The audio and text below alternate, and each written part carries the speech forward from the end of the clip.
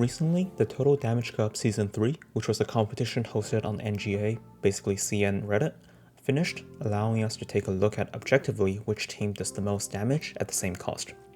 Here are the main rules of the competition.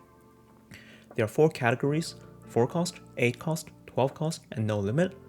The goal is simple: to do the highest total damage to the dummy in 120 seconds. The stage starts with no energy to simulate Stygian Onslaught.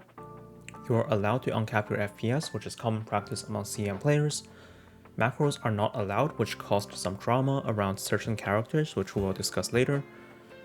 The competition featured many top Chinese speedrunners and character specialists, and the results represent the absolute limit you can push out of each character, with some small exceptions, which we'll talk about later. Let's jump into it with the 4 cost category. With a DPS of 310k, Overlord Morika wins by nearly 20% over the second place, surprising absolutely no one with her strong C2, weapon, and 4-star Overlord teammate. You can argue about the fairness of the cost system, but I'm not the one who made the rule for this competition, and C6 Chevrolet and Yansun are on par with most 5-star support, and Auroron provides Night Soul while taking no field time. The footage in the background shows the run.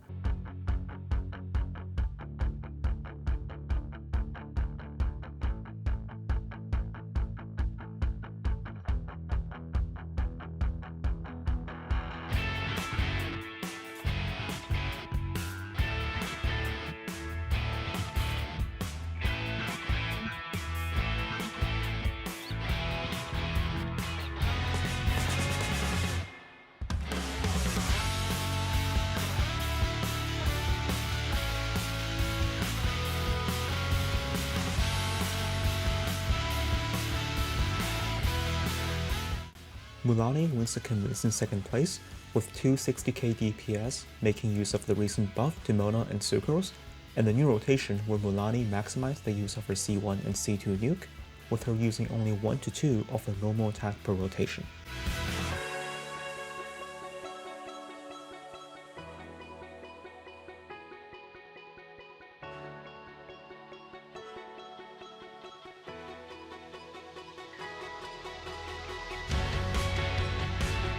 From 3rd place and beyond, the DPS are much closer, with DPS that can take advantage of 4-star support like Z-Buy generally benefiting from the lower cost limit. Now, let's move on to the 8 cost category. 4 cost are almost all dominated by C2 R1 DPS with 4-star supports, but at 8 cost, there is now the choice between C6 R1 DPS with 4-star support or C2 R1 DPS with C2 supports. And unsurprisingly, Overlord Morika wins by a 22% margin with 525k DPS. What is more surprising is Overlord Chaska taking the 2nd place. While the performance of Chaska at low cost is very underwhelming, her C6 more than doubles her DPS, making her competitive at medium cost.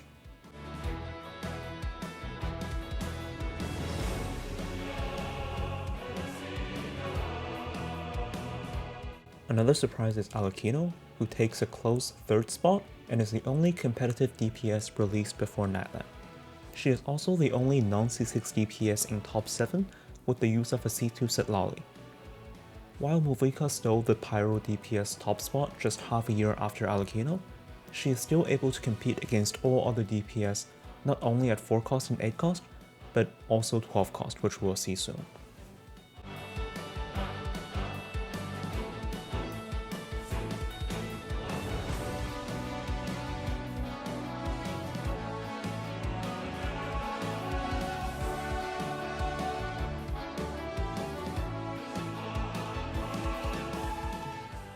Now, let's look at the 12 cost category.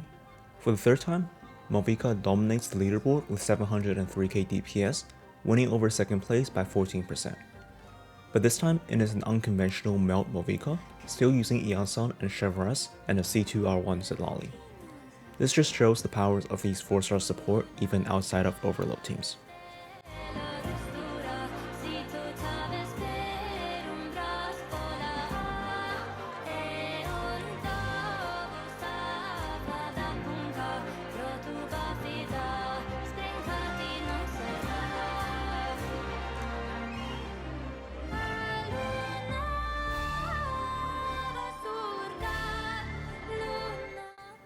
For the first time, a North Korean character wins second place, with Nefer taking a large lead over the third place team with her overpowered C6 and Llama C2. An interesting note here is that C0 Colombina is a DPS loss over idle due to Nefer C6 consuming more of Llama's buff. Unless Llama is also C6, C0 Colombina is actively bad for C6 Nefer. If you're pulling the Lunar Bloom rerun next patch, take this into account. The rest of North Korean and Natlan characters are very close in DPS.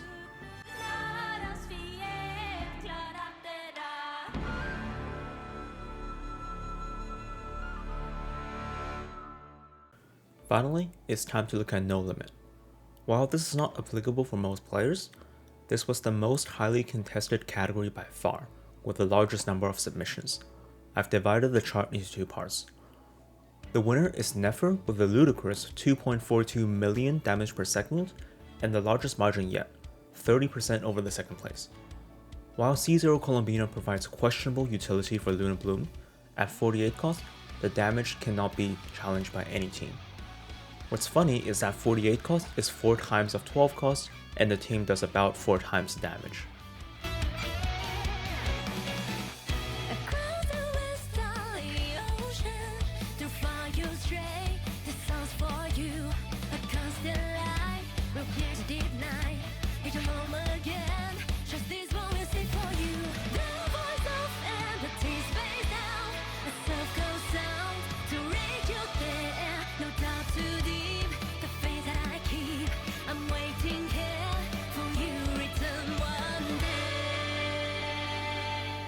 This chart here shows the standardized result after combining the 4 categories. Overall, Movica is still dominant at low to medium cost, with Nefer following behind. Skirk performed poorly in all categories. Part of the reason is her reliance on 5-star support, which takes up a lot of the cost. Another reason is the ban on macro. With the latest combo, 2A-2A-3A walk, it is realistically only achievable with macro, and that would provide a roughly 15% DPS over manual combo for Skirk. This caused a lot of drama around whether macros and framerate unlockers should be allowed, but I'm not here to discuss that. It is interesting that Natlan DPS are still very competitive halfway through 6.0. This might be because DPS inflation has slowed down since 6.0, or the development of new tech and rotation in Natlan DPS. Alakino performed extremely well while being the only Fontaine DPS finishing in the top 4 in all the limited cost category. Another thing to note is that some characters have more people willing to pilot them than others. You also have to find the account with the right cost allocation, so some less popular characters are not represented in certain categories.